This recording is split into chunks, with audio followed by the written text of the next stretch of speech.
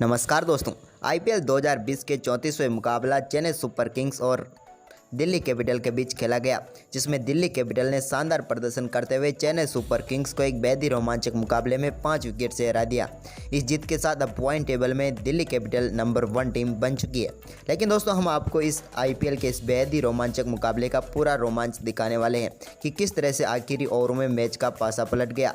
जहाँ 19वें ओवर में ऐसा लग रहा था कि अब चेन्नई सुपर किंग्स इस मुकाबले को अपने कब्जे में कर लेगी, लेकिन आखिरी ओवर में अक्षर पटेल ने इस मुकाबले को पूरी तरह से बदल दिया। तो हम आपको बताएंगे आखिरी 12 गेंदों का पूरा रोमांच। लेकिन उससे पहले आप भी दिल्ली कैपिटल की शानदार जीत से खुश हैं तो कर दीजिए इस वीडियो को एक लाइक और साथ ही साथ चैनल को सब्सक्राइब नहीं किया है तो चैनल को सब्सक्राइब करके बेल आइकन जरूर दबा लें।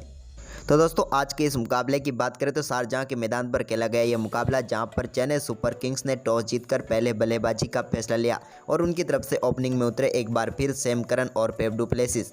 लेकिन इस बार सैम करन ज़्यादा कुछ नहीं कर पाए और अपना खाता भी नहीं खोले और वो तुषार देशपांडे का शिकार बन गए और पहला विकेट यहां पर चेन्नई सुपर किंग्स ने 0 के स्कोर पर ही गंवा दिया। यानी कि शुरुआत में एक बार फिर उसी तरह की शुरुआत हुई उनके लिए जो इस आईपीएल में लगातार होती हुई आ रही है।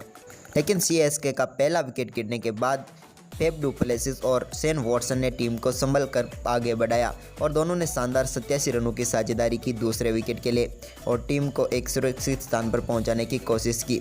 लेकिन दोनों के बीच अच्छी साझेदारी चल रही थी, जब शेन वॉटसन भी बेहतरीन लाइन में नजर आ रहे थे। 28 गेंदों पर 36 रन बना चुके थे, लेकिन तभी उन्होंने एक बड़ा शॉट खेलने की कोशिश की और नॉर्जे की गेंद पर वो क्लीन बोल्ड हो गए। लेकिन इसके बावजूद भी टीम के लिए शेन वॉटसन के आउट होने के बाद सारी जिम्मेदारी अब फेफ डु प्लेसिस के कंधों पर थी और उन्होंने इसके बखूबी निभाया और स्कोर को लगातार आगे बढ़ाते रहे।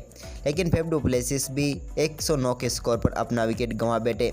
उन्होंने शानदार 50 गेंदों पर 58 रनों की पारी खेली, जिसमें 6 चौके और 2 छक्के शामिल थे। हालांकि इसी बीच में महेंद्र सिंह धोनी आए, लेकिन वो ज़्यादा कुछ अच्छा नहीं कर पाए। लेकिन अंबाती रायडू ने शानदार नाबाद 45 रनों की पारी खेली 25 गेंदों में, जिसमें 1 चौका और 4 छक्के शामिल थे। वहीं पर रविंद्र जडेजा ने टीम को बेहतरीन फिनिश दिया। 13 गेंदों पर 33 रनों की पारी खेली रविंद्र जडेजा, जिसमें 4 शानदार छक्के शामिल थे और इन्हीं की आक्रामक पारी की बदौलत यहां पर टीम 179 रनों तक पहुंच पाई। वहीं पर बारी थी अब दिल्ली कैपिटल की, लेकिन उनकी शुरुआत काफ़ी खराब रही। 180 रनों के लक्ष्य का पीछा करने उतरी उनकी टीम का पहला विकेट 0 पर ही गिर गया।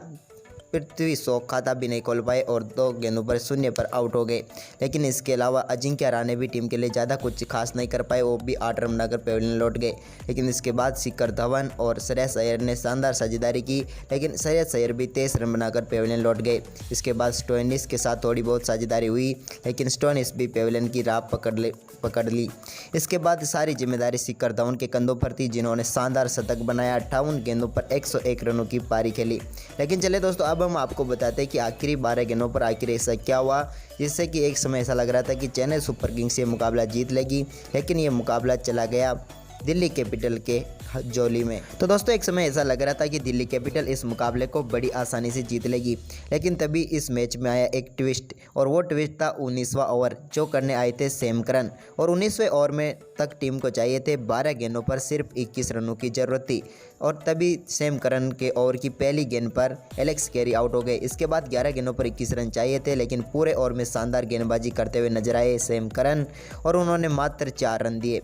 अब आखिरी ओवर में चाहिए थे टीम को जीत के लिए 17 रन, लेकिन यहां पर चेन्नई सुपर किंग्स के लिए डीजे ब्रावो चोटिल हो गए थे और वो आखिरी ओवर नहीं करने आए और उनकी जगह पर आखिरी ओवर दिया गया रविंद्र जडेजा को, जो कि काफ़ी मुश्किल था, लेकिन उनके लिए 17 रन बचाने थे।